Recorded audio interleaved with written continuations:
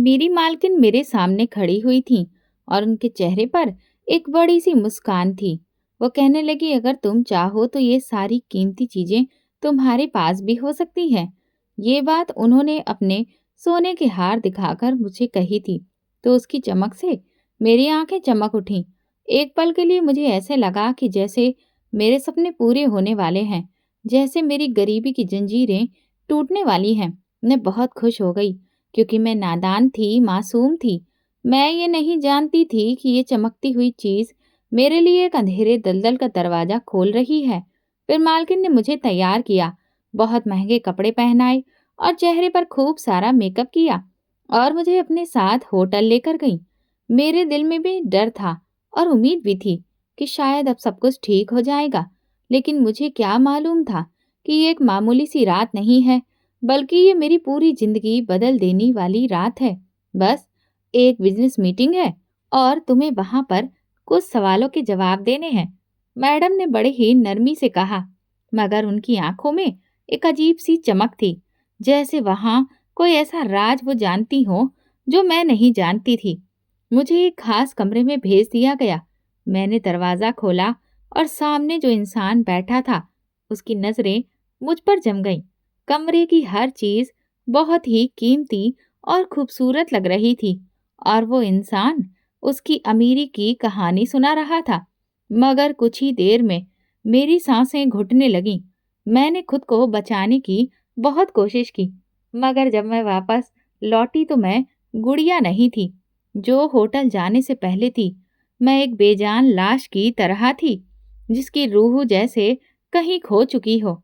उसके बाद मैडम ने मेरे लिए दरवाजे बंद कर दिए और मैं सिर्फ एक कठपुतली बन चुकी थी। मुझे मजबूर किया जाने लगा। मेरी हर चीज, हर गुजारिश बेकार साबित हुई। मेरा हर आंसू बेकार हो गया। मैं जो एक रात का सौदा समझकर उस होटल में गई थी, अब वो मेरे लिए एक कभी भी ना खत्म होने वाला बड़ा सा जाल बन चुका था। इसी दौरान मेरी माँ ने एक दिन खुशी खुशी मुझे खबर सुनाई कि मेरी शादी तय हो चुकी है। ये सुनकर तो मेरी आंखें हैरत से फैल गईं। दिल में उम्मीद और डर की एक जंग छिड़ गई। क्या ये मेरी मुक्ति का रास्ता है? क्या मैं इस दलदल से निकल सकती हूँ? मैंने सोचा कि शायद ऐसा हो जाएगा, मगर हकीकत तो बहुत ज्यादा भयानक थी। ये मैं नहीं जानती थी।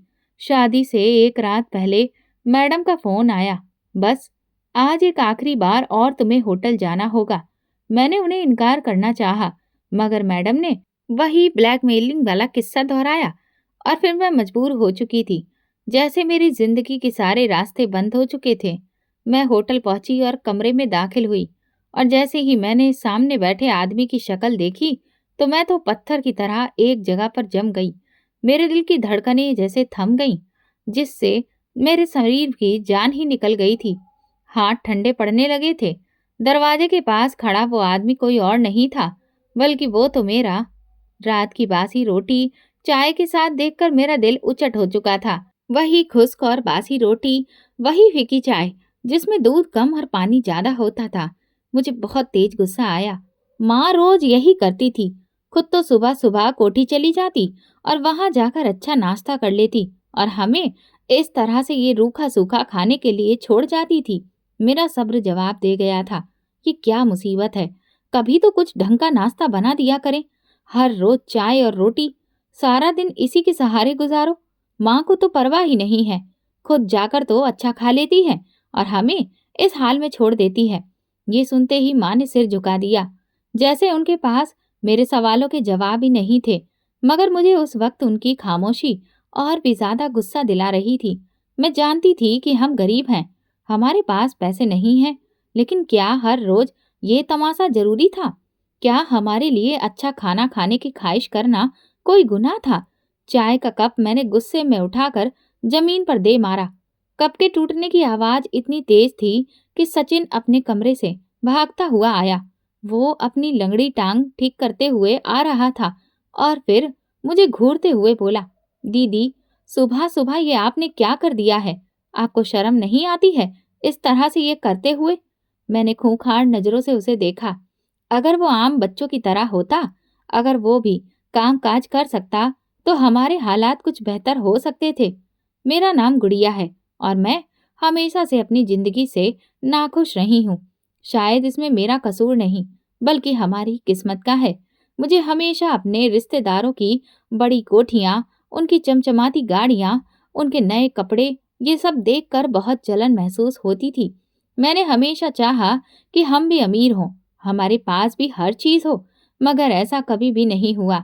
अगर मेरे पिता जिंदा होते तो शायद सब कुछ अच्छा होता, मगर वो 2 साल पहले एक हादसे में मर चुके थे। मजदूरी करते हुए वो एक जर्जर इमारत के नीचे दब गए थे और फिर वहीं खत्म हो गए थे। उस दिन के बाद से जैसे हमारे घर में खुशियों का आना बंद हो गया था। माँ जो कभी घर से बाहर नहीं निकलती थी, अब वो लोगों के घरों में काम करने के लिए मजबूर हो चुकी थी। शाम होने को थी और माँ बगैर चाय पिए ही काम पर जा चुकी थी। सचिन भी अपने कमरे से बाहर नहीं आया था। मुझे भी तेज भूख लग रही थी, लेकिन नाश्ते में जो रोटी थी वो अब ठंडी हो चुकी थी और बेकार लग रही थी। मैंने उसे देखकर अपना मुंह बनाया और कहा, मैं ये नहीं खाऊंगी। मुझे ये बिल्कुल भी अच्छी नहीं लग रही। मैंने अपने अलमारी में रखे हुए कुछ पैसे निकाले जो मैंने कुछ दिन पहले छुपाकर रखे थे, और फिर चुपके से दरवाजा खोला और बाहर निकल गई। गली में सब तरफ सन्नाटा पसरा था। बस कुछ बच्चे ही खेल रहे थे, मगर ज्यादातर लोग अपने घरों में जा चुके थे। मैं जब घर लौटी तो देखा कि सचिन घर में नहीं था। मुझे लगा कि वो कहीं गया होगा, लेकिन जब काफी देर हो गई तो मैंने मोहल्ले के बच्चों से उसे बुलाकर लाने के लिए कहा। बच्चे मोहल्ले के हर कोने में गए, पास के पार्क में देखा, मैदान में ढूंढा, मगर सचिन कहीं भी नहीं था। जब रात के 10 बज गए और माँ घर वापस आई तो उसने जैसे ही सचिन को पुकारा, मैंने डरते डरते बता दिया कि वो सुबह से घर नहीं लौटा है। मैंने खिड़की से देखा, वो हर राहगीर से सचिन के बारे में पूछ रही थी और सड़कों पर पागलों की तरह भटक रही थी। रात को 1 बजे जब वो खाली हाथ लौटी तो उनकी आंखों में आंसू भरे पड़े थे। जमीन पर बैठकर वो अपना सर थामकर रोने लगी। जो इंसान अपने हालातों पर सुकून नहीं करता, भगवान उसे एक दिन सब कुछ भी दे दे, फिर भी वो सुकून के लिए मारा मारा फिरता रहता है। मैं बिना कोई हरकत किए चुपचाप खड़ी रह गई थी। मेरे दिल में एक अनजाना सा डर बैठ गया था। मुझे लगा कि सचिन के साथ कुछ बुरा हुआ है, और अगर ऐसा था तो इस सब की जिम्मेदार मैं थी। रात क्या, रात का साया गहरा होता जा रहा था, मगर मेरी आंखों से नींद को कोसों दूर थी। माँ सदमे की हालत में बिस्तर पर बैठी हुई थी, मगर मैं जानती थी कि वो सो नहीं रही थी। उनकी बेचैन सांसें, उनके होठों से निकलती हुई सिसकियां और आंखों में छुपी हुई बेबसी, हर चीज चीख चीख कर कह रही थी कि वो अंदर से टूट चुकी हैं। मेरी नजरें भी छत पर जमी हुई थीं, मगर दिमाग में सिर्फ सचिन का चेहरा घूम रहा था। उसकी मासूम आंखें, उसकी कमजोर टांग, उसका वो अंदाज जब वो माँ के लिए चाय बनाता था, उसकी वो मासूम हंसी। मैं कहना, दीदी आप हमेशा इतना गुस्से में क्यों रहती हैं? मुझे तो ये लगा जैसे किसी ने मेरा दिल मुट्ठी में जकड़ लिया हो। मेरी अपनी कही हुई बातें अब मेरे कानों में लगातार गूंज रही थीं। भगवान ने एक भाई दिया, वो भी लंगड़ा। मेरी सांसें बहुत तेज चलने लगी थीं। क्या सचिन को मेरी ही बद्दुआ लग गई? मैं तो उसे दुत्कारा भी नहीं था। मैं बिस्तर से उठी और दबे कदमों से माँ के पास जाकर बैठ गई। मैंने उनका चेहरा देखा, वो बीमार पड़ी थीं। मैंने कांपते हाथों से उनका हाथ पकड़ा और पहली बार मुझे ऐसा लगा कि जैसे वो बूढ़ी होने लगी हैं। पिताजी की मौत के बाद तो ऐसा लगा कि वो और 10 साल बड़ी हो गई थीं, और आज सचिन के लापता होने के बाद वो शायद और 10 साल उम्र में बड़ी हो गई थीं। भगवान करे कि सचिन सही सलामत हो।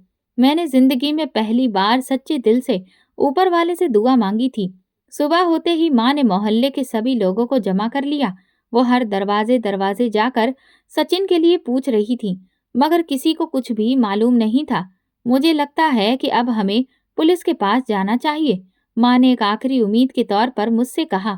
फिर हम पुलिस स्टेशन की तरफ निकल गए। पुलिस स्टेशन का रास्ता पूरा बदबू से भरा पड़ा था। ऐसा लग रहा था कि जैसे कई दिनों से वहां पर सफाई ही नहीं हुई हो। एक सिपाही ने हमें बाहर ही रुकने का इशारा किया और फिर वो कुर्सी पर बैठते हुए बड़ी ही बेरुखी से बोला, हाँ बताओ, क्या मामला है? माँ ने कांपती हुई आवाज में सचिन के बारे में बताया। सिपाही ने कुछ सवाल बड़ी ही बेरुखी से पूछे और फिर रजिस्टर में कुछ लिखकर वो कहने लगा, ठीक है, हम देखेंगे, अगर कहीं से कोई जानकारी मिलती है तो बता देंगे। लेकिन आपको तो पता है ना, बड़े शहरों में रोज दर्जनों बच्चे गायब हो जाते हैं और फिर अक्सर ऐसा होता है कि वो इधर उधर घूम फिर के खुद ही वापस आ जाते हैं। माँ ने तुरंत कहा, मगर मेरा बेटा तो ऐसा नहीं है, वो भला कहाँ जा सकता है? माँ की आवाज में बेबसी थी। सिपाही ने बड़े ही थके हुए लहजे में कहा, हो सकता है कि किसी ने उसे अगवा कर लिया हो, या फिर ये भी हो सकता है कि वो खुद ही कहीं निकल गया हो। ज्यादातर गुमशुदा बच्चे या तो किसी गिरोह के हत्थे चढ़ जाते हैं या फिर वो किसी हादसे का शिकार हो जाते हैं। मैंने माँ की तरफ देखा, वो रो रही थी। मेरा दिल चाहा कि मैं उस सिपाही का गिरेबान पकड़कर कहूँ कि ये सब मेरी वजह से हुआ है, सचिन मेरी वजह से घर से गया है, लेकिन मैं कुछ भी नहीं कह सकी। मैंने माँ को सहारा दिया। फिर हम पुलिस स्टेशन से बाहर आ गए। रात को माँ की हालत और भी ज्यादा बिगड़ गई। उनका पूरा शरीर बुखार से तप रहा था और वो बार बार सचिन का नाम ले रही थी। बेटा, सचिन को ढूंढ लो, मेरा बच्चा न जाने कहाँ भूखा प्यासा घूम रहा होगा। धीरे धीरे माँ की तबीयत बिगड़ने लगी। इस वजह से उनका काम पर जाना बंद हो गया, जिससे हमारे घर का खर्चा चल पाना बहुत मुश्किल हो गया था। और इधर कोई भी हमें मदद देने को तैयार नहीं था। माँ बोली, बेटी, हमारे घर के हालात तो देखो, अब हम बहुत मुश्किल में हैं। जब मुझे कोई भी रास्ता नहीं सूझा तो हर तरफ से मायूस होकर मैं माँ की एक जानने वाली के पास गई, जो कोठी में काम करती थी। मैंने रोकर उससे कहा, आंटी, मुझे आप किसी काम पर ले चलिए, मेरी माँ बीमार है, सचिन भी लापता है, घर में खाने को कुछ भी नहीं है, मैं काम करना चाहती हूँ। उन्होंने मुझे ऊपर से नीचे तक ध्यान से देखा, फिर हमदर्दी से बोली, तुमने पहले कभी नौकरी नहीं की है ना? मैंने अपना सिर हिला दिया। वो बोली, ठीक है, मैं तुम्हें एक अच्छी जगह काम पर लगवा दूंगी, लेकिन देखो, वहाँ के तौर तरीके तुम्हें समझने पड़ेंगे। बड़ी कोठी है, बड़े लोग आते हैं, वहाँ तुम्हें काम भी बहुत कायदे से करना होगा और मालकिन की सारी बातें भी माननी होगी। मैं तुम्हारी मदद करूंगी। तुम्हें अब फिक्र करने की और काम की कोई भी जरूरत नहीं है। बस वहाँ के सारे नियम कानून पर अमल करना होगा। मैंने सर हिलाया। फिर वो मुझे एक मालकिन के पास ले गई। उसकी मालकिन का अंदाज इतना नरम था कि मुझे लगा जैसे मुझे कोई सहारा मिल गया हो। मैं जल्दी जल्दी वहाँ काम सीख लिया। यहाँ पर बस मेहमानों की खातिरदारी करनी होती थी, उनके लिए चाय पानी रखना और मालकिन की मदद करना होता था। लेकिन मुझे ये काम अच्छा लगने लगा था। मैं रोज मालकिन को तैयार होते हुए देखती, उनके कीमती कपड़े, उनके गहने, उनका अंदाज, मैं तो उनकी दीवानी सी होने लगी थी। एक दिन मैंने उनकी गैर मौजूदगी में उनका एक जेवर उठाया और उसे पहनकर आईने में देख रही थी कि अचानक से दरवाजा खुला। मैं घबराकर पीछे हट गई, मगर मालकिन मुझे देखकर मुस्कुराने लगी। वो बोली, तुम चाहो तो ये सब कुछ तुम्हारा भी हो सकता है, बस तुम्हें एक काम करना होगा। मैंने हैरत से मालकिन की बात सुन रही थी। उन्होंने मेरे कंधे पर हाथ रखा और बड़े ही धीरे से मुस्कुराकर कहा, बस छोटा सा काम होगा और फिर तुम ऐश की जिंदगी गुजारोगी। ये सुनकर मेरी आंखें चमक उठी। मैंने कहा, कौन सा काम मालकिन? ये मेरी जिंदगी में पहली बार था कि मैं इतने कीमती जेवर को इतने करीब से देख रही थी। उनकी सुनहरी चमक मेरी आंखों को बहुत पसंद आ रही थी। मेरी सांसें तेज हो गईं। ये बहुत खूबसूरत है, मैंने एक बार फिर से कहा तो मालकिन मुस्कुराने लगी। वो बोली, ये तुम्हारा हो सकता है, बल्कि ये तो कुछ भी नहीं है। अगर तुम मेरा कहा मानोगी तो फिर तुम भी बिल्कुल हमारे जैसी ही जिंदगी गुजार सकती हो। बड़े घरों में जा सकती हो, अच्छे कपड़े पहन सकती हो, महंगे गहने खरीद सकती हो। बस एक छोटा सा काम करना होगा। मेरे दिमाग में अब और ज्यादा उलझन बढ़ गई थी। मालकिन कैसा काम? मैंने धड़कते हुए दिल के साथ पूछा। मालकिन कुर्सी पर बैठी, टांग पर टांग रखकर अपने लंबे नाखूनों को देखते हुए बोली, देखो गुड़िया, हमारे जैसे लोगों के पास सब कुछ होता है, मगर बस वक्त नहीं होता। बड़े लोग अपनी जिंदगी में बहुत व्यस्त होते हैं, बिजनेस मीटिंग्स, होटलिंग, पार्टियों में वो अपना वक्त गुजारते हैं। उनके मेहमान भी बहुत बड़े होते हैं और उन्हें खुश करने के लिए, उनका दिल बहलाने के लिए कभी-कभी किसी खूबसूरत चेहरे की जरूरत भी पड़ती है। मुझे उनकी कोई भी बात समझ नहीं आई। मालकिन, मैं कुछ समझी नहीं। उन्होंने ध्यान से मुझे देखा, फिर नरमी से बोली, बस एक दो बार तुम्हें होटल में जाना होगा और तुम्हें वहां कुछ खास काम नहीं करना है। बस हमारे मेहमानों के साथ अच्छा वक्त गुजारना होगा। उसके बदले तुम्हें अच्छे पैसे भी मिलेंगे, तोहफे भी मिलेंगे और सबसे बढ़कर तो इज्जत मिलेगी। उनका ये आखिरी वाक्य सुनकर मेरे अंदर जैसे तूफान उठा। इज्जत? ये कौन सी इज्जत थी जिसके बदले मुझे अपनी खुद की इज्जत बेचनी थी? ये कैसा काम है? मालकिन, मेरी आवाज कांप रही थी। मालकिन की आंखों में चमक आई। वो धीरे से मेरे करीब आई और फिर बोली, यही तो असली दुनिया है गुड़िया, दौलतमंद लोगों की दुनिया। तुम्हें हमेशा रोटी के कुछ टुकड़ों के लिए तरसना है, या तुम चाहती हो कि तुम्हारे हाथ में सोने के कंगन हो? मुझे तो ये लगा जैसे मेरे कदमों के नीचे से जमीन खिसक रही हो। अगले दिन मैं बंगले में चुपचाप काम कर रही थी, मगर मेरा दिमाग अपनी ही परेशानी में उलझा हुआ था। मालकिन ने रात को मेरे हाथ में कुछ पैसे रखे थे और कहा था कि ये तो सिर्फ शुरुआत है। अगर तुम तैयार हो तो कल शाम मेरे साथ होटल चलो, तुम्हारी जिंदगी पूरी तरह से बदल जाएगी। क्या सच में? मेरे हाथ में अब कुछ 1,000 रुपए थे, जो शायद माँ की दवाई और कुछ दिन के खाने के लिए काफी थे। सचिन लापता था और मेरी माँ बीमार थी और इधर मैं जिंदगी की मुश्किल में फंसी हुई थी। मैंने सोचा कि आखिर इसमें नुकसान क्या है? मैं सिर्फ होटल जाकर मालकिन की किसी मेहमान से बात ही तो करूंगी। अगर मुझे अच्छा नहीं लगा तो फिर मैं वहां से वापस आ जाऊंगी। यही सोचकर मैंने खुद को निश्चिंत कर दिया। मैं तो सिर्फ माँ और सचिन के लिए ये सब कर रही हूँ। मैंने खुद को तसल्ली दी, लेकिन मेरे दिल के किसी कोने में एक आवाज अभी भी मुझे सतर्क कर रही थी। शाम के वक्त मालकिन ने मुझे तैयार होने के लिए कहा।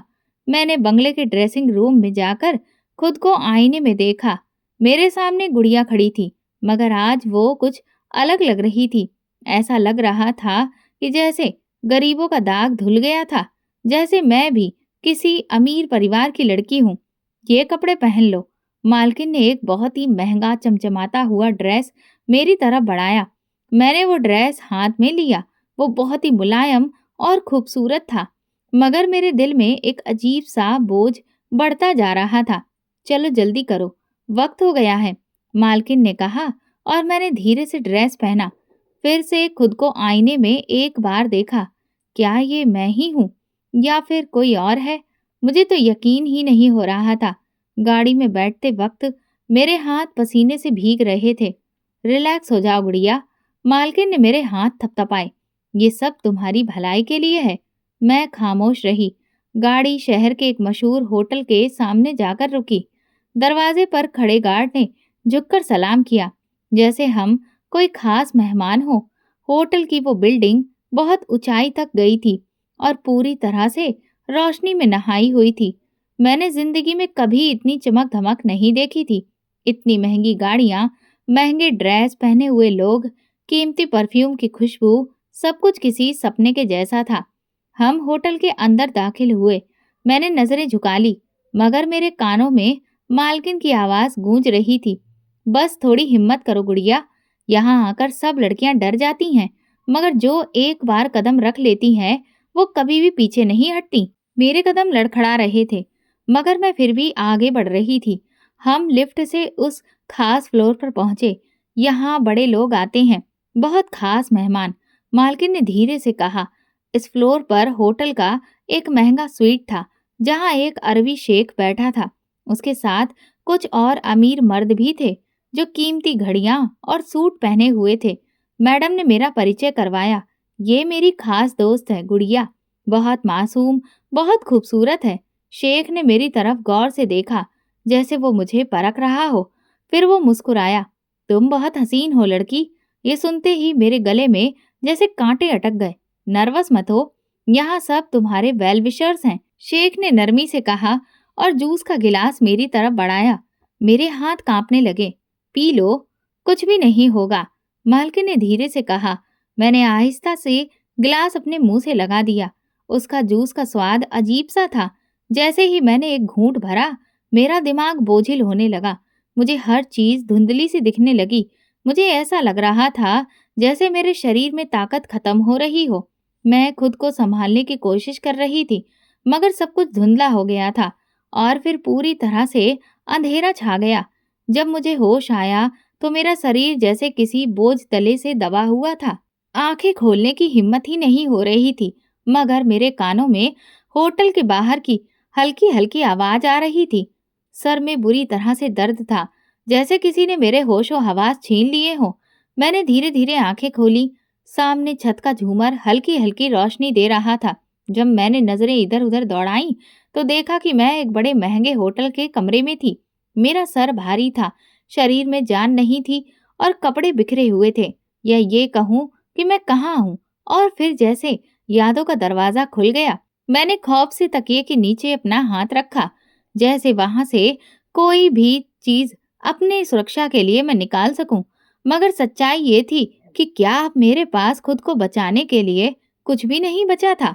मेरी आंखों में आंसू आ गए। मैंने अपने हाथों से अपना चेहरा छुपा लिया। ये मैंने क्या कर दिया? दिल कर रहा था कि मैं चीखने लगूं, मगर मेरी आवाज जैसे मेरे गले में ही दब गई थी। दरवाजा धीरे से खुला। मैंने घबरा कर देखा। मालकिन अंदर दाखिल हो रही थी। वो बहुत ही आराम और सुकून के साथ चल रही थी, जैसे कुछ हुआ ही नहीं हो। उनके हाथ में एक सफेद लिफाफा था, जो यकीनन पैसों से भरा हुआ था। तुमने बहुत अच्छा काम किया है गुड़िया, वो मुस्कुराते हुए बोली। ये तुम्हारा इनाम है। मुझे लगा जैसे किसी ने मेरे चेहरे पर तमाचा मारा हो। मैंने कांपते हाथों से चादर खुद पर लपेटी और बेयकीनी से उन्हें देखा। मालकिन, आपने मुझे धोखा दिया है। मेरी आवाज रुंधी हुई थी। मालकिन ने कहा, क्या? जैसे मैंने कोई बहुत बड़ी बेवकूफी की बात कर दी हो। धोखा? नहीं गुड़िया, तुमने अपनी किस्मत बदलने का पहला कदम उठाया है। किस्मत? मैंने बेयकीनी से उनकी तरफ देखा। हाँ, किस्मत। वो आगे बढ़ी, लिफाफा मेरे सामने किया और बोली, ये पैसे तुम्हारे हैं। कल तक तुम्हें कुछ पता नहीं था, मगर आज तुम्हारे पास सब कुछ है। ये दुनिया अमीरों की दुनिया है और तुम इसका हिस्सा बन चुकी हो। मैंने हाथों से लिफाफा पकड़ा, फिर उसे खोला और अंदर झांका। उसमें हजारों के नोट थे, वो रकम जो मैंने कभी सपने में भी नहीं देखी थी। एक पल को मेरे दिल में ख्याल आया कि ये पैसे माँ की दवा के काम आ सकते हैं, सचिन के लिए कुछ किया जा सकता है। मगर फिर सच्चाई मेरे मन में बिजली की तरह कौंधी। ये पैसे मेरी इज्जत की कीमत है। मेरी सांसें तेज हो गईं। मेरे हाथ कांपते हुए गुस्से और बेबसी से मैंने फिर लिफाफा उठाया और जोर से जमीन पर दे मारा। मुझे घर जाना है, मैंने सख्त लहजे में कहा। मालकिन ने अपने कंधे उचकाए, जैसे कोई खास बात नहीं हुई हो। ठीक है, मगर याद रखो, हमारे पास तुम्हारी वीडियोस हैं। अगर तुमने अपनी जुबान खोली तो तुम्हें पूरी दुनिया के सामने बदनाम कर देंगे। ये सुनकर मेरे पैरों तले से जमीन निकल गई। कौन सी वीडियो? मैंने हकलाते हुए पूछा। मालकिन ने एक मक्कारी वाली मुस्कुराहट के साथ अपना फोन निकाला और स्क्रीन पर कुछ दिखाया। ये देखो। मेरी आंखें हैरत और खौफ से फैल गईं। स्क्रीन पर एक एक वीडियो चल रही थी। मैं उस होटल के कमरे में बेहोश थी और वो शख्स जो मेरी दुनिया उजाड़ चुका था। ये सब आपने किया है? ये सब आपने मेरे साथ क्यों किया? मेरी आवाज कांप रही थी। बिल्कुल, मैंने ही किया है, मालकिन ने बड़ी ही बेफिक्री से कहा। ये हमारा काम है गुड़िया। हम अपनी लड़कियों को यूं ही जाने नहीं देते। तुम अगर चाहो तो और भी ज्यादा पैसे कमा सकती हो, वरना हम ये वीडियो आम कर देंगे। मेरे शरीर में झुंझुनी सी दौड़ गई। अगर ये वीडियो मेरी माँ ने देख ली, अगर सचिन जिंदा हुआ और उसने देख लिया, अगर मोहल्ले वालों को पता चल गया। ये सोचते ही मेरे जहन में खौफ की घंटियां बजने लगी थीं। अब मैं बुरी तरह से फंस चुकी थी और मुझे कोई रास्ता नजर नहीं आ रहा था। होटल से वापसी पर मैं बिल्कुल खामोश थी। गाड़ी के अंदर मुझे घुटन हो रही थी, मगर मेरे अंदर तूफान उठा था। मेरी आंखें बार बार खिड़की के बाहर अंधेरे को देख रही थी, जैसे वहां से कोई रास्ता निकल आएगा, जैसे वहां रोशनी की कोई किरण हो। मगर सच्चाई ये थी कि मैं अंधेरे के सबसे गहरे हिस्से में गिर चुकी थी। मालकिन मेरे बराबर में बैठी थी। उनके चेहरे पर वही सुकून वाली मुस्कुराहट थी, जैसे उन्हें किसी भी चीज की कोई परवाह ही नहीं हो। जैसे मेरा दुख, मेरी तकलीफ, मेरे आंसू सब कुछ बेमानी थे। ये सब क्या था? मैंने खुद को क्यों नहीं बचाया? मैंने माँ और सचिन के लिए काम करने का फैसला किया था, मगर मैं खुद को इस दलदल में फंसा चुकी थी। मेरी आंखें जलने लगीं, मगर मैंने उन्हें बंद कर लिया। अब यहाँ से निकलने का कोई रास्ता नहीं था। मेरे अंदर एक आवाज धीरे से बोल रही थी। गाड़ी जैसे ही बंगले के दरवाजे पर रुकी, मैंने एक पल गंवाए बिना दरवाजा खोला और तकरीबन दौड़ती हुई अंदर चली गई। मुझे ऐसा लग रहा था जैसे मेरे ऊपर किसी ने कीचड़ फेंक दिया हो, जैसे मेरे पूरे वजूद से बदबू आ रही हो। मैं सीधे बाथरूम में गई, नल खोला और तेज धार पानी अपने चेहरे पर डालने लगी। मैंने अपने बाजुओं को जोर जोर से रगड़ा, अपने चेहरे पर पानी के छींटे मारे, मगर जो एहसास और बेबसी मेरे अंदर जड़ पकड़ चुका था, उसका क्या होगा? ये मैल सिर्फ पानी से नहीं धुल जाएगा। गुड़िया, मेरे दिमाग में मालकिन की आवाज गूंजी। मैं डरी हुई नजरों से खुद को आईने में देखने लगी। ये मैं हूँ, ये वाकई में मैं हूँ। मेरे बाल भी चेहरे पर चिपक चुके थे, आंखें सूजी हुई थीं और चेहरे पर खौफ का एक ऐसा नक्शा था जो शायद कभी मिट नहीं सकता था। मेरे गले में कुछ फंसा था। मैं चाहती थी कि मैं चीखने लगूं, मगर आवाज ही नहीं निकल रही थी। मुझे अपनी माँ का चेहरा याद आया, सचिन की मासूम मुस्कुराहट और मेरे पिता की तस्वीर जो घर की दीवार पर लगी थी। क्या मैं वाकई इस दिन के लिए पैदा हुई थी? क्या मैं हमेशा इसी तरह की जिंदगी जीना चाहती थी? अगली सुबह जब मैंने बिस्तर पर आंखें खोली, तो मेरा पूरा शरीर दर्द से टूट रहा था। ऐसा लग रहा था जैसे किसी ने मुझे कुचल कर रख दिया हो, जैसे मेरे शरीर से जान ही निकल चुकी हो। मगर मैं ज्यादा देर बिस्तर पर नहीं रह सकती थी। मुझे अपनी माँ की फिक्र होने लग गई। मैंने जल्दी से कपड़े बदले और सीधा घर की तरफ भागी। घर पहुंचते ही मैंने अपनी माँ को बेसुध पाया। वो बिस्तर पर पड़ी हुई थी, उनका शरीर तप रहा था और उनकी सांसें भी उखड़ी हुई थीं। माँ, मैंने घबराकर उनके पास बैठ गई, उनका हाथ थामा, उनकी हथेली हाथों में ली। उनकी नाड़ी चल रही थी, मगर उंगलियां ठंडी पड़ी थीं। उन्होंने धीरे से आंखें खोली और वो बड़ी परेशानी भरे लहजे में बोली, बेटा, सचिन का कुछ पता चला? ये सुनकर मेरी आंखों में आंसू आ गए। नहीं माँ, मगर मैं उसे ढूंढ रही हूँ। माँ ने मेरे हाथ मजबूती से पकड़ लिए। गुड़िया, न जाने वो कहाँ अकेला भूखा घूम रहा होगा, कहीं बैठा रोता होगा। सचिन को ढूंढो बेटा। मुझे लगा जैसे मेरे दिल पर कोई भारी पत्थर रख दिया गया हो। माँ, आपकी दवाई कहाँ है? आपने ली? माँ ने धीरे से इनकार में सिर हिलाया। मेरा दिल डूबने लगा। मैं माँ को छोड़कर फौरन बाहर निकली, मोहल्ले के एक मेडिकल स्टोर पर गई और वहां से दवा खरीदी। कितने पैसे हुए हैं? मैंने कांपते हाथों से पूछा। दुकानदार ने मुझे अजीब नजरों से देखा, जैसे वो मुझे पहचानने की कोशिश कर रहा हो। मैंने जल्दी से उसे पैसे दिए और दवा लेकर घर वापस आ गई। ये दवा ले लो माँ, प्लीज। माँ ने एक नजर मेरी तरफ देखा। गुड़िया, तुम ठीक तो हो ना? तुम्हारा चेहरा उतरा हुआ क्यों है? मेरे हाथों की पकड़ दवा की बोतल पर अचानक से सख्त हो गई। मैं ठीक हूँ माँ, आप बस दवा ले लीजिए। जब मैं अगली सुबह वापस बंगले पर पहुंची, तो मैडम मेरा पहले से इंतजार कर रही थी। कितनी देर लगा दी गुड़िया? बड़े ठंडे लहजे में बोली। मालकिन, माँ बहुत बीमार है, मैं उनके लिए दवा लेने गई थी, मैंने धीमी आवाज में कहा। मालकिन ने ध्यान से मुझे देखा, जैसे मेरे अंदर झांक रही हो। फिर उनके होठों पर एक तंजिया मुस्कुराहट आई। माँ के लिए बहुत फिक्रमंद हो ना, है ना? जी, मैंने सिर झुकाकर कहा।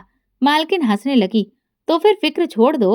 अगर तुम हमारे लिए काम करती रहोगी, तो तुम्हारी माँ को किसी भी चीज की कोई कमी नहीं होगी। सोचो, अगर तुम रोज इतने ही पैसे कमाओ, तो तुम सचिन को भी ढूंढ सकती हो, अपनी माँ का अच्छे अस्पताल में इलाज करवा सकती हो, उन्हें वहां एडमिट करवा सकती हो। क्या तुम वाकई अपनी माँ को रोते हुए देखना चाहती हो? मेरी आंखों में आंसू आ गए। मालकिन की बात सही थी। अगर मेरे पास पैसे होते, तो माँ आज बिस्तर पर बेहोश न पड़ी होती। अगर मेरे पास पैसे होते, तो सचिन लापता नहीं होता। मगर इन पैसों की कीमत क्या है गुड़िया? मेरे अंदर एक मासूम आवाज धीरे से बोल रही थी। क्या तुम अपनी माँ के इलाज के लिए अपनी इज्जत का सौदा करोगी?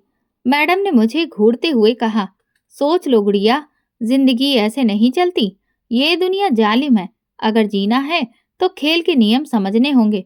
मैंने एक पल को उनकी तरफ देखा, फिर नजरें झुका दी। बस, कल रात एक और मीटिंग है, तुम्हें जाना होगा। मालकिन ने जैसे फैसला सुना दिया था।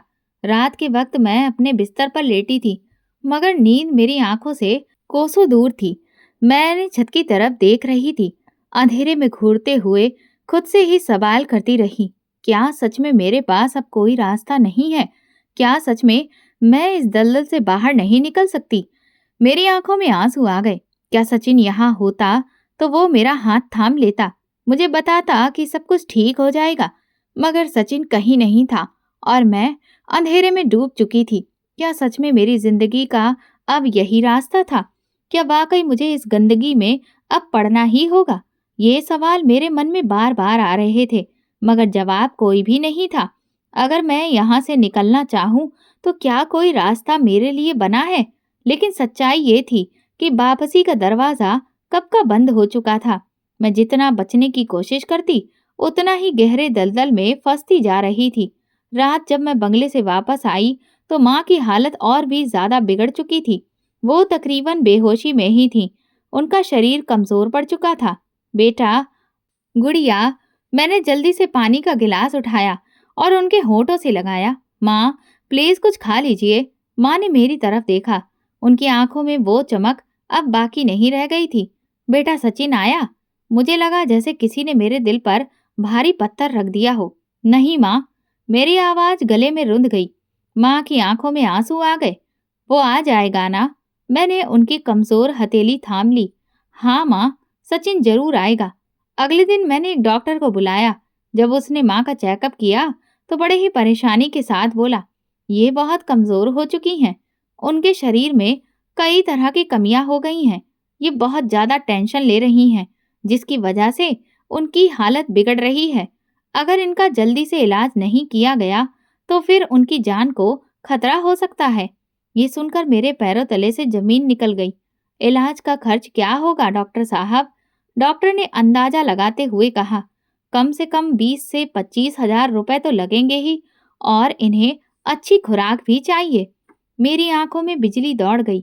इतने पैसे कहाँ से आएंगे?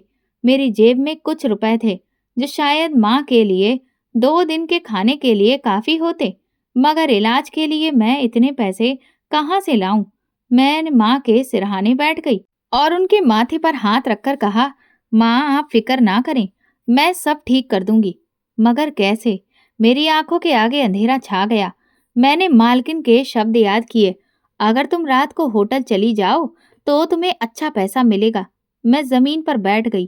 क्या फिर मैं उसी रास्ते पर जाऊं? मेरे पास कोई दूसरा रास्ता नहीं था। मालकिन का नंबर मेरे फोन में था। मेरे हाथ कांप रहे थे, मगर मैंने नंबर मिला दिया। हेलो। दूसरी तरफ से उनकी नरम मगर जहरीली आवाज आई। मालकिन, मैं बहुत ही मुश्किल से मैंने कहा, हाँ गुड़िया। मैंने गहरी सांस ली। मैं काम करने के लिए तैयार हूँ, मगर मुझे ज्यादा पैसे चाहिए। एक पल के लिए खामोशी छा गई। फिर अचानक मैडम की हंसी फोन की दूसरी तरफ गूंजी। शाबाश लड़की, मुझे पता था तुम समझदार हो जाओगी। मुझे खुद से नफरत होने लगी। रात के वक्त मैं बंगले से निकली। आज मुझे एक और होटल भेजा जा रहा था। गाड़ी की खिड़की से बाहर ढेर सारी रोशनी थी और इधर मेरा दिल अंधेरे में डूबा था। ऐसा लग रहा था कि जैसे मेरा दिल धड़कना भूल गया हो। मालकिन हर बार मेरे सामने नए नए लोग ला रही थी और हर बार मुझे ब्लैकमेल करती कि अगर मैंने उनकी बात नहीं मानी तो फिर मेरी वीडियो वो सबको भेज देगी। तो मैं पीछे नहीं हट सकती थी। गुड़िया, तुम जितना आगे बढ़ोगी उतना ही तुम फायदे में रहोगी। अगर तुमने मना किया तो ये दुनिया तुम्हें कभी नहीं अपनाएगी। ये बातें मेरे जहन में हर वक्त घूमती रहती थीं, जैसे जहर धीरे धीरे मेरी रूह में समा रहा हो। मैंने अपनी इज्जत का सौदा कर दिया माँ के इलाज के लिए। 2 दिन बाद माँ अस्पताल से वापस आ चुकी थी। उनकी तबीयत पहले से बेहतर थी। चेहरे पर कुछ रौनक आ गई थी और सबसे ज्यादा वो मुझसे बहुत खुश थी। बेटा, भगवान तुम्हें खुश रखे। तुम्हारी मेहनत रंग ले आई। माँ ने मेरे सिर पर हाथ फेरा। मेरी आंखों में आंसू आ गए। माँ को क्या पता कि उनकी बेटी ने उनके लिए अपनी इज्जत ही बेच दी है। वो सारा दिन मेरे लिए भगवान से प्रार्थना करती रहती थी। मोहल्ले वालों को बड़े ही गर्व से बताती कि मेरी गुड़िया बहुत मेहनती है। वो एक फैक्ट्री में काम कर रही है। मैं सिर्फ खामोशी से सिर झुका लेती। मैं दरवाजे के पास खड़ी थी और सामने वो आदमी था जो आज का मेहमान था। एक वयस्क उम्र का आदमी जो शिकार के कस लेते हुए सोफे पर बैठा था। जैसे ही उसकी नजर मुझ पर पड़ी, वो मुस्कुरा दिया। आओ, बैठो। मेरे कदम जमीन से जम गए थे। डर रही हो? फिक्र मत करो, मैं तुम्हें कुछ नहीं कहूंगा। मैं खामोश रही। वैसे तो उन सबसे तुम अलग हो। तुम्हारे चेहरे पर मासूमियत है, मगर तुम्हारी आंखों में कुछ और ही कहानी है। मेरी सांसें रुकने लगी। ये लोग हर बार मुझे एक नए जख्म के साथ छोड़ देते थे और मैं हर बार और ज्यादा मुर्दा हो जाती थी। लेकिन आज कुछ अलग था। उस आदमी ने सिगार का कश लेकर एक विजिटिंग कार्ड निकाला और मेरी तरफ बढ़ाया। ये मेरा बिजनेस कार्ड है। मैंने हैरानी से उसे देखा, मगर अपना हाथ नहीं बढ़ाया। मैं तुम्हें इस्तेमाल करने नहीं आया हूँ गुड़िया, उसने धीरे से कहा। फिर क्यों आए हो? मेरी आवाज में सख्ती थी। क्योंकि मैं तुम्हारी मदद करना चाहता हूँ। मुझे लगा जैसे मैंने गलत सुना हो। मैं तुम्हें पहली बार देखा तो अंदाजा हो गया कि तुम किसी कैद में हो, किसी जबरदस्ती में हो। मैंने हल्की सी हंसी में कहा, ये सब कहने की बातें हैं। आखिर में सब लोग एक जैसे होते हैं। नहीं गुड़िया, मैं तुम्हें यहाँ से निकालना चाहता हूँ। अगर तुम सच में कुछ और करना चाहती हो तो कल मेरे ऑफिस आ जाना। मैंने कांपते हाथों से वो कार्ड ले लिया, मगर मेरे दिल में शक था। क्या अगर ये भी धोखा हुआ तो? अगले दिन मैंने बहुत सोचने के बाद उस आदमी के ऑफिस जाने का फैसला किया। शायद ये वाकई मेरी मुक्ति का रास्ता हो। मैं सही समय पर एक शानदार बिल्डिंग में दाखिल हुई। वहां रिसेप्शन पर बैठी लड़की ने मुझे उस ऑफिस की तरफ इशारा किया। दरवाजा खोला तो वो आदमी अपनी कुर्सी पर टेक लगाए बैठा था। हाँ, आओ गुड़िया, उसने कहा। मैं धीरे से चलती हुई उसके सामने जाकर बैठ गई। मुझे तुम्हारी मदद करनी है गुड़िया। वो कैसे? उसने एक लंबी सांस ली और फिर मेरे सामने कागज रखा। ये कॉन्ट्रैक्ट है।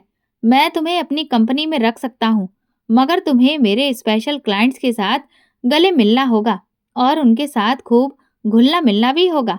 मेरी आंखें डर से फैल गईं। देखो, तुम पहले इस दुनिया में कदम रख चुकी हो। अब तुम्हें कोई इज्जतदार नौकरी तो नहीं देगा। मैं तुम्हें ज्यादा पैसे दूंगा, बेहतर सुविधाएं दूंगा। बस तुम्हें ज्यादा बड़े लोगों के साथ काम करना होगा। मेरी सांसें अटकने लगीं। यही है तुम्हारी मदद? यही है तुम्हारा रास्ता? वो मुस्कुरा दिया। और तुम्हें क्या लगा था मैं वाकई तुम्हारी मदद करने आया हूँ? मेरे हाथ कांपने लगे। हर कोई मुझे सिर्फ इस्तेमाल करना चाहता था। हर कोई। मेरी आंखों से आंसू बहने लगे। मैं तुरंत ही वहां से बाहर निकल आई। मेरे कदम लड़खड़ा रहे थे। मुझे लग रहा था कि जैसे मेरी सांसें रुक जाएंगी। हे भगवान, मुझे इस नर्क से निकाल दो। मैंने रोते हुए हाथ उठा लिए। मैं गुनाहगार हूँ, मगर तुम तो दरिया दिल हो। मैं कमजोर हूँ, मगर तुम तो सब कुछ ठीक कर सकते हो। मुझे बचा लो। सुबह का वक्त था। मैं अभी बंगले में काम कर रही थी कि माँ का फोन आया। गुड़िया, जल्दी घर आ जाओ, तुमसे कुछ जरूरी बात करनी है। माँ की आवाज में एक अलग सी खुशी थी जो बहुत दिनों बाद सुनने को मिली थी। मेरे दिल में अजीब सा एहसास हुआ। मैंने तुरंत काम छोड़ दिया और घर की तरफ भागी। क्या हुआ होगा? माँ इतनी खुश क्यों लग रही है? घर पहुंचकर देखा कि माँ के साथ उनकी एक रिश्तेदार बैठी हुई थी। माँ ने मेरी तरफ देखा और खुशी से खिल उठी।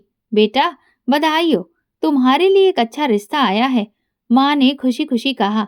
मेरा दिल जोर से धड़कने लगा। रिश्ता? किसका? एक इज्जतदार घराना है। लड़का मीडिया में काम करता है, बहुत अच्छा कमाता है, शरीफ परिवार से है। मुझे तो ऐसा लगा जैसे किसी ने मेरे पैरों तले से जमीन खींच ली हो। माँ, मैं इस काबिल नहीं हूँ। मेरी आवाज लड़खड़ा रही थी।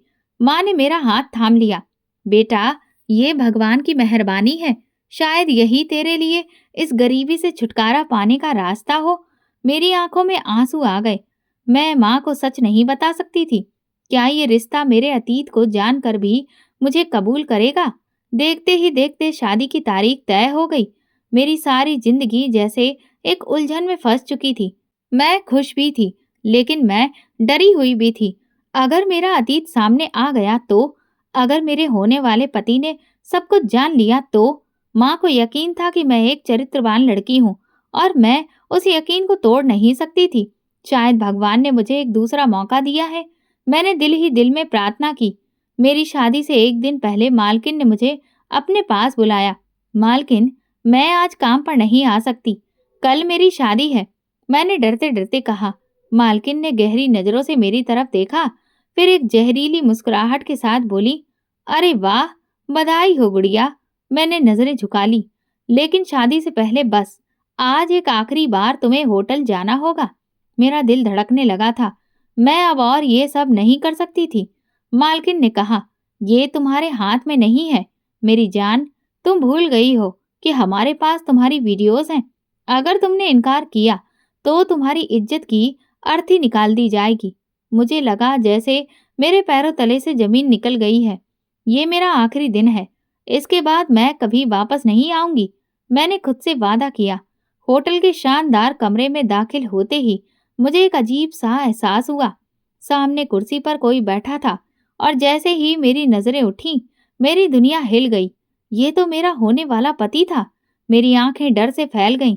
दिल की धड़कन सीने से बाहर आने के लिए थी। वो कुर्सी पर बैठा था, सफेद शर्ट के साथ काले रंग का कोट पहने हुए। आंखों में हैरत और गुस्सा था। मुझे चक्कर आने लगे। तुम? उसकी आवाज बिल्कुल कटीली सी बर्फ की तरह ठंडी थी। मेरी जुबान जैसे चल ही नहीं रही थी। ऐसा लगा कि जैसे मेरी जुबान को लकवा मार गया हो। अचानक एक जोरदार धमाके से दरवाजा खुला और पुलिस अंदर आ गई। हाथ ऊपर कर लो, सब अपनी जगह पर खड़े रहो। पुलिस अफसर की आवाज तेज गूंजी। मालकिन का चेहरा उतर गया। उनके होंठ कांप रहे थे। ये सब क्या हो रहा है? उसने घबराई हुई आवाज में पूछा, मगर पुलिस ने उसे मौका ही नहीं दिया। हमें खबर मिली थी कि यहाँ मासूम लड़कियों को धोखा देकर धंधे में धकेला जा रहा है। अब तुम्हारे खेल का वक्त खत्म हो चुका है। पुलिस ने सब लड़कियों को सुरक्षा के साथ बाहर निकाला है, लेकिन मैं अपनी जगह सदमे में खड़ी रही। मेरे होने वाले पति ने मेरी तरफ देखा, फिर पुलिस अफसर से कुछ कहा और मेरी तरफ बढ़ा। चलो गुड़िया, उसने धीरे से कहा। गाड़ी में गहरी खामोशी छाई हुई थी। मेरे हाथ पसीने से भीग चुके थे। मेरा दिल तेजी से धड़क रहा था। तुमने सब कुछ जानकर भी मुझे वहां से क्यों निकाला? उसने गाड़ी नहीं रोकी, बस सीधा देखता रहा, क्योंकि मैं जानता हूँ कि तुम वहां अपनी मर्जी से नहीं थी। तुम्हारी आंखों में डर था, लालच नहीं। मेरी आंखों से आंसू बहने लगे। घर पहुंचकर मैं अपनी माँ से लिपट कर रोने लगी। बेटा क्या हुआ? माँ ने परेशान होकर पूछा। माँ, कुछ मत पूछिए, बस भगवान का धन्यवाद कीजिए। अगले दिन सबके हैरानी के बावजूद भी हमारी शादी हो गई।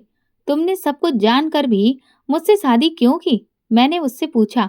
उसने मेरी तरफ संजीदगी से देखा और कहा, क्योंकि मैंने तुम्हारी आंखों में मासूमियत देखी है। तुम उस गुनाह में गई थी, मगर तुम्हारी नीयत में कोई गुनाह नहीं था। तुम्हें धोखा दिया गया था, तुम मजबूर थी, और मैं समझता हूँ कि हर इंसान को एक दूसरा मौका मिलना चाहिए। ये सुनकर मेरी आंखों में आंसू आ गए।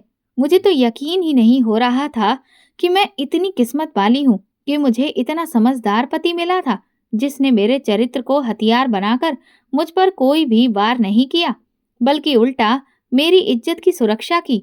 मैं कितनी भाग्यशाली हूँ कि मुझे ऐसा पति मिला। मैंने अपने पति के साथ मिलकर मालकिन और उसके जैसे कई घिनौने लोगों के खिलाफ गवाही दी। बहुत बड़ी कार्रवाई हुई और कई मासूम लड़कियों को बचा लिया गया। इस बीच सचिन भी हमें मिल गया था। वो किसी एनजीओ में था, जहां एक भले इंसान ने उसे पनाह दी थी। अब मेरी जिंदगी बदल चुकी थी। मैंने अपने अतीत को पीछे छोड़ दिया था, मगर उसकी कड़वी यादें हमेशा मेरे दिल में मौजूद रहेंगी। मैंने अपने पति के साथ एक नई जिंदगी की शुरुआत की। दोस्तों, अगर आपको हमारी कहानी पसंद आई हो तो कमेंट करके ज़रूर बताइएगा और वीडियो को लाइक करके ज़्यादा से ज़्यादा ज़रूर शेयर करें। चैनल पर नए हैं तो सब्सक्राइब करें और हाँ, नोटिफिकेशन बेल को ज़रूर दबाएं ताकि अगली अपडेट सबसे पहले आपको मिले। धन्यवाद।